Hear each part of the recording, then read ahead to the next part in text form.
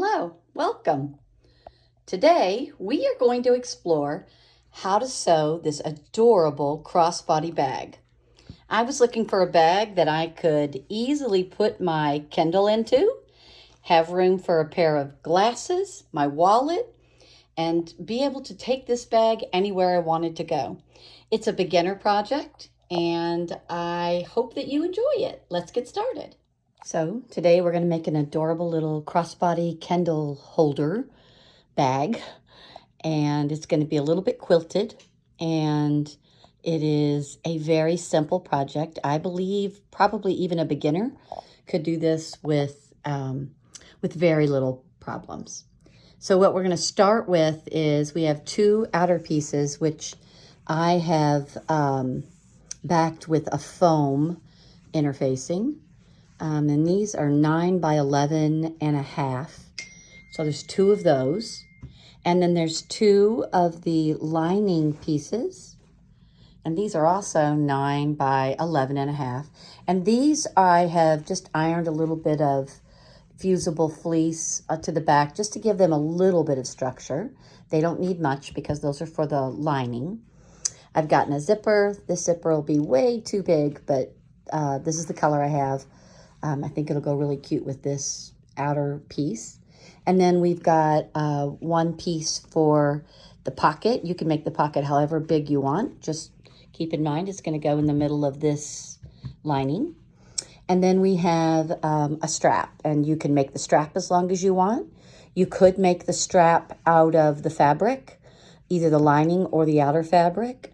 You have lots of options for straps, but today I'm trying to go easy and fast, so we're going to go with this roping strap. So we've cut our pieces out. We've ironed the stabilizer on the back. I will go back and trim them. I like for that to be nice and even. And we're going to start by making our pocket, and then we'll come back. So the first thing we're going to make is the pocket. And what we're going to do to make the pocket, we're just going to turn it inside out, match the edges. We're going to sew all the way around and just leave a little opening up here so that we can turn the pocket. All right, so this is the pocket, and I've just sewn down this side and down this way, and the same thing over here, this way and then down this way, and then left a hole in the middle that we'll use to turn it inside out. But before we do that, I'm going to clip the corners just so that it'll be sharper corners when we do turn it. It'll look better. It'll be more functional. So I've turned the pocket inside out. I've taken my little turner and I've poked out all of the edges so that it'll have pretty crisp corners on it. And now I'm going to press it. Just a little press. This fabric is pretty sensitive to heat, so I have to be really careful that I don't melt it.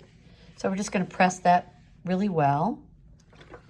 And then we're going to go back to the sewing machine and we're going to put a top stitch just across here so that we can close that opening that we have there. So now we're ready to put the pocket onto the lining. I'm going to put it on so that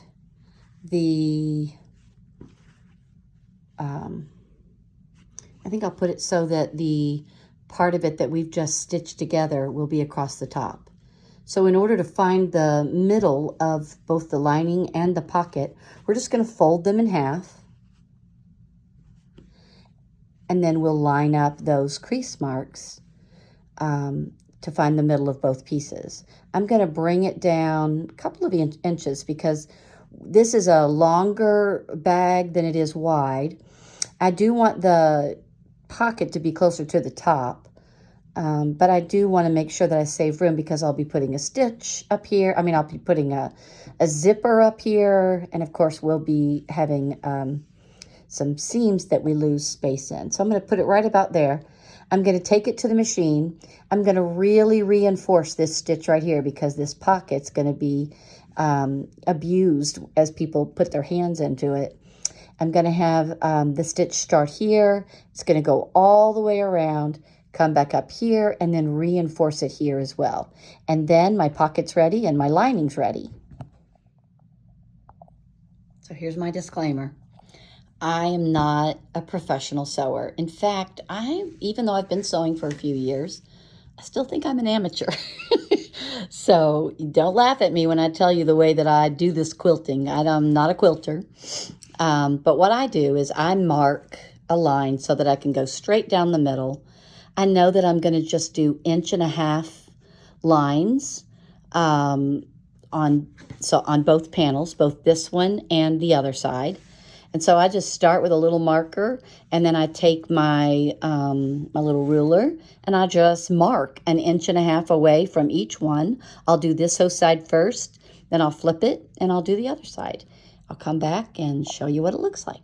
All right, so now we have finished the quilting on both of the outside panels. And it is, I like it. It's looking really cute. I like doing the quilting when you have the foam on the back. It just makes it, I don't know, it just gives it an extra element of texture. So the next thing we're gonna do is we're gonna sew the label on. And what I'm gonna do with that, I'm just gonna find the center of the label, find the center of the outside panel, and sew that on there. And then after that, we're gonna take something round. I have something in my sewing room I use, and we're gonna make the bottom corners be rounded. I like the way it looks when the bag, this is not gonna be a boxed bag.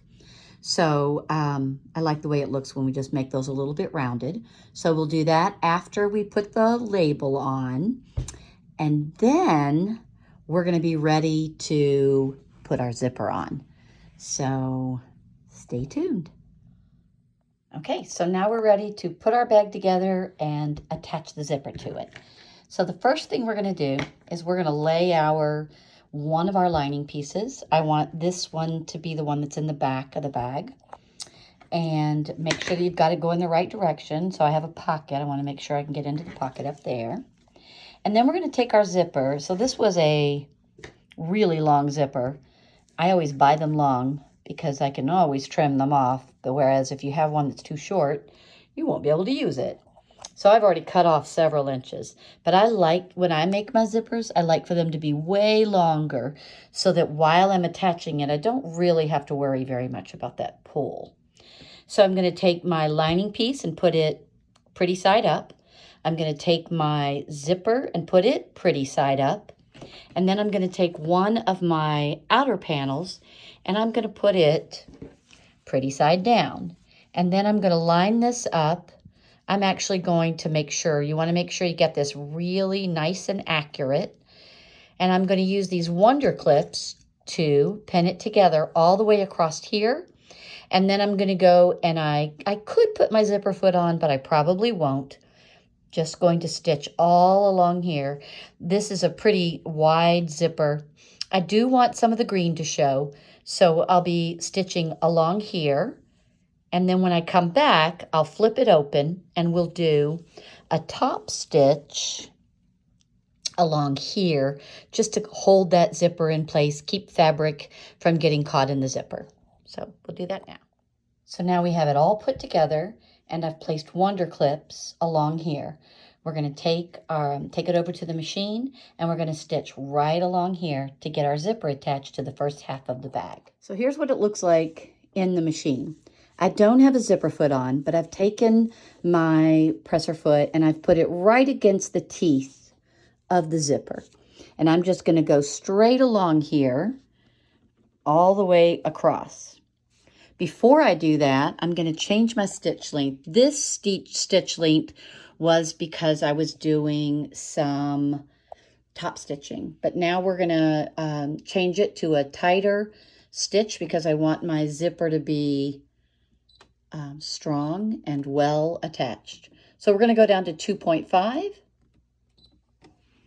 and just stitch it up. And here's what it looks like once we've stitched it together. We're going to take it over to the iron and we're going to press it.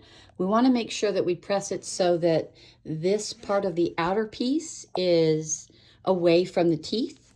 And then we also want to press it so that the lining is also away from the teeth. And then we'll come back and we'll put a top stitch all along here just to keep it that way. So now we're ready to finish up getting the zipper attached. So we're going to take the other piece of our lining and we're going to put it pretty side up. We're going to take our zipper that's already attached to the other piece of the outer fabric and we're going to put it right pretty side up. And what you'll notice is now our zipper's going in the other direction. And then we're going to take our other outer panel and we're going to put it pretty side down. And we're going to clip all of these layers together up here and then do the exact same thing. Stitch all along here. So we've put our presser foot right up against the teeth and we're going to begin our stitching. We're going to start by taking a few stitches and then doing a few backup stitches just to lock that in place. And then as we get to the clips, we'll just remove the clips.